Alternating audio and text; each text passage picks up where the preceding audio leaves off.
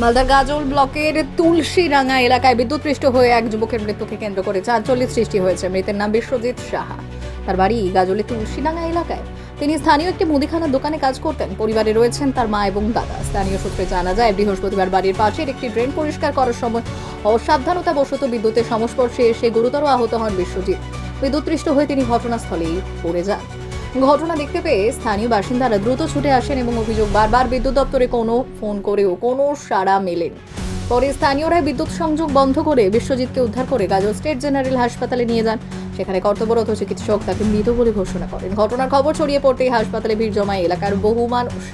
এই ঘটনায় বিদ্যুৎ দপ্তরের ভূমিকা নিয়ে ক্ষোভ প্রকাশ করেছেন স্থানীয় বাসিন্দারা। তাদের অভিযোগ, সময়মতো বিদ্যুৎ সংযোগ বিচ্ছিন্ন করা গেলে হয়তো এই যুবকের প্রাণ বাঁচানো সম্ভব হতো।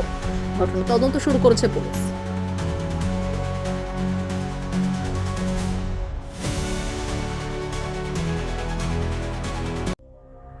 সংবাদটি নিবেদন করছেন স্বস্তিলোক উৎসব ভবন, গঙ্গারামপুর, দক্ষিণ দিনাজপুর। জানি না, ও ড্রেন পরিষ্কার করতে গিয়ে দেখা যাচ্ছে ডেড বডি পড়ে আছে। তা আমরা যখন জানতে পারি তখন আমরা ফোন লাগাই, তো অফিস থেকে বলছে যে ফোনে রিং হয় না। এটা কী ধরনের সমস্যা? এটা তো হঠাৎ একটা এমার্জেন্সিতে ফোন করে যদি না পাওয়া যায়, তাহলে কি করে এটা সমাধানটা কী হবে? তাহলে চলে যাচ্ছে, মনে হচ্ছে তো ফোন করে বলছে যে রিং হচ্ছে না বা কোনো সমস্যা, রিং হবে না। তাহলে এটা তো এমার্জেন্সি একটা নাম্বার, তাহলে এইরকম সমস্যা কেন হবে? যে এগুলো পিছনে একটু খেয়াল করব। সর্বোত্তম সুযোগ সুবিধে রয়েছে আতিথেয়তায়। সুপরিচিত স্বস্তিলোক উৎসব ভবন, অতিথিদের যে কোনো অনুষ্ঠানের জন্য উপযুক্ত ওয়ান স্টপ ডেস্টিনেশন। আমরা আপনার বিশেষ অনুষ্ঠানটিকে অবিস্মরণীয় করে তুলি। স্বস্তিলোক উৎসব ভবন, শিববাড়ি রোড, গঙ্গারামপুর, দক্ষিণ দিনাজপুর।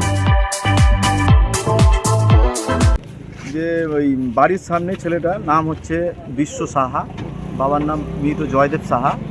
তো বাড়ির পাশে ওই দোকানের পাশে একটা টিনের এর মধ্যে ড্রেন পরিষ্কার করছিল এবং কোনো একটার সময় জানতে পারলাম যে ছেলেটা পড়ে আছে। কতক্ষণ থেকে পড়ে আছে এটা বুঝতে পারিনি। হ্যাঁ, তারপর তো ইলেকট্রিক অফিসে ফোন করলে ইলেকট্রিক অফিসে ফোন ধরে না। এটা একটা সমস্যা, এটা আপনাদের মিডিয়ার মাধ্যমে এটা আমরা তুলে ধরছি। এটা একটু জানাবেন, একটু জোর ইয়েতে জানাবেন যে ওরা ফোন ধরে না। এটা কিন্তু একটা, তারপরে থানাতে ফোন করা হয় এবং 100 নম্বরে ফোন করে ব্যাপারটা জানানোর পর যাই হোক ইলেকট্রিক অফিস থেকে লাইনটা অফ করে তারপরে ছেলেটাকে আমরা বের করতে পারি। আমরা নিজের চোখে দেখেও ইলেকট্রিক অফিসে ফোন করেও জিনিসটাকে আমরা ক্লিয়ার করতে পারছি না, অফিস থেকে ফোনই ধরছে না। তারপরে বের করে জানতে পারলাম বা দেখতে পাচ্ছি যে ছেলেটা হয়তো নয়, অনেকক্ষণ থেকে শক্ত হয়ে গেছে, হসপিটালে নিয়ে এসছে, ডাক্তার মৃত বলে ঘোষণা করেছে। বিশেষ প্রতিবেদন, উত্তর বাংলার সংবাদ।